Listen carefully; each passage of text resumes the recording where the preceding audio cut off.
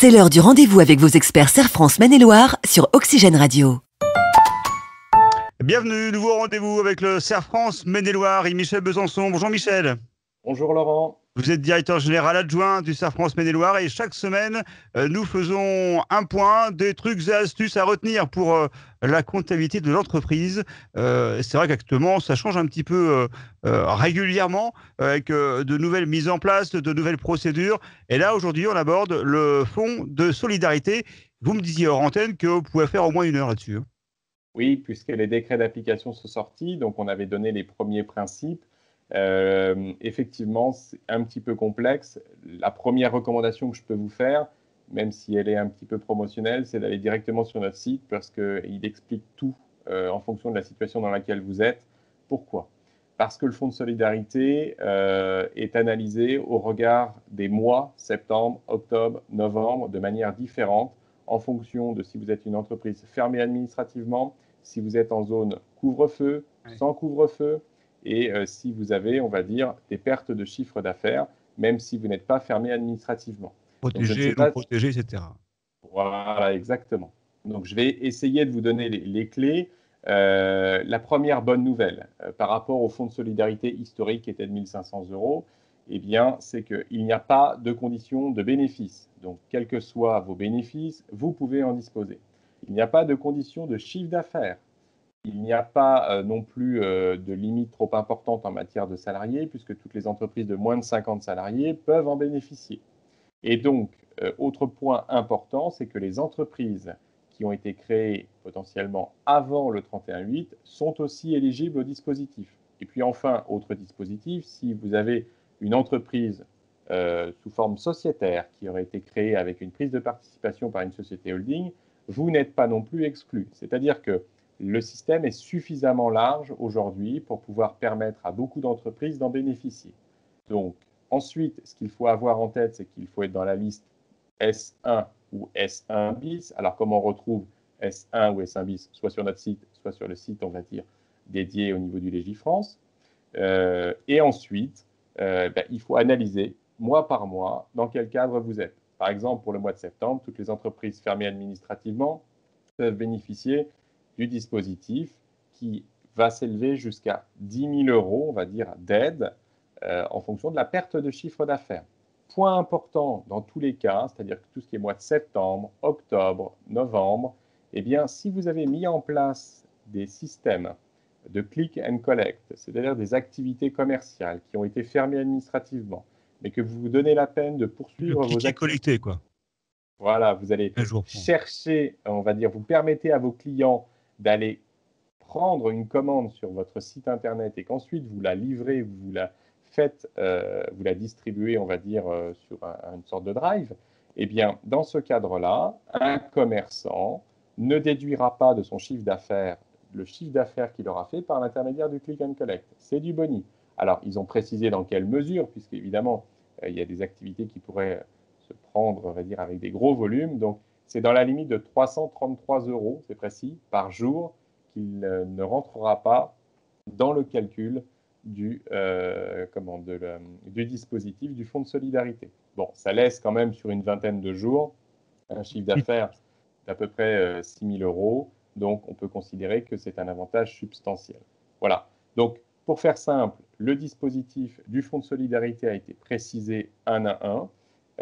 Il me paraît important notamment, il y a des activités qui ne sont pas fermées administrativement, que si elles perdent du chiffre d'affaires entre 50 et 70% ou au-dessus de 50% à certains moments, eh bien, elles peuvent bénéficier d'aides plus ou moins importantes. Donc, pour ne pas rentrer dans le détail parce que ça deviendrait difficilement audible, eh bien, je vous propose d'aller vous référer sur notre site internet pour savoir dans quel cas vous êtes. Eh bien, je vous remercie beaucoup, Michel. Et comme on a encore un petit peu de temps, j'aimerais, non pas votre avis, mais votre ressenti, parce que là, on parle beaucoup d'aide, de fonds de solidarité, d'activités partielles. Dans quel état d'esprit sont vos clients, qui sont chefs d'entreprise, qui aujourd'hui sont plus à la recherche d'aide qu'à essayer de trouver des façons de travailler ou de nouvelles activités. Enfin, c'est assez compliqué comme changement d'état d'esprit. En fait, peu d'entrepreneurs sont dans les recherches des aides. Je pense que c'est principalement nos équipes comptables qui leur mettent à disposition potentiellement ces informations-là pour que justement leur trésorerie ne soit pas impactée. Je pense que beaucoup de dirigeants se battent pour essayer d'avoir du chiffre d'affaires. Malheureusement, il y a certaines activités où il est impossible d'avoir du chiffre d'affaires. Et ce qu'il est important à ce moment-là, c'est d'être pas serein, mais d'au moins de récupérer les dispositifs qui sont à leur disposition. Donc, je peux constater par l'intermédiaire de mes équipes parfois une grande détresse parce qu'après un premier coup, les gens étaient repartis pleine balle, motivés, développants. On leur redemande d'arrêter ou certaines entreprises sont à dire bon, je vais arrêter mon activité, stop, c'est plus la peine que je me batte, je ne sais même pas où je vais et combien de temps ça va durer. Donc on a ce type de situation. On a les situations des entrepreneurs qui doivent gérer aussi avec leur personnel un certain nombre de choses, donc où c'est dur.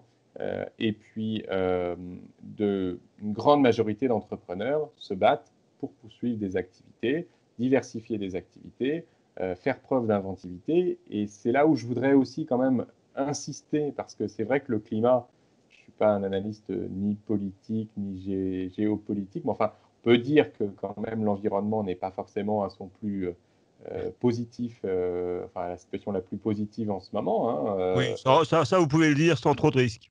Voilà, je ne prends pas trop de risques. Mais ce que je voudrais dire quand même, parce que moi je vois aussi beaucoup d'entrepreneurs et de salariés mobilisés autour de leurs entreprises pour qu'elles se maintiennent, pour qu'elles se développent potentiellement, pour qu'elles fassent preuve d'imagination. Il y a beaucoup de choses qui sont très positives.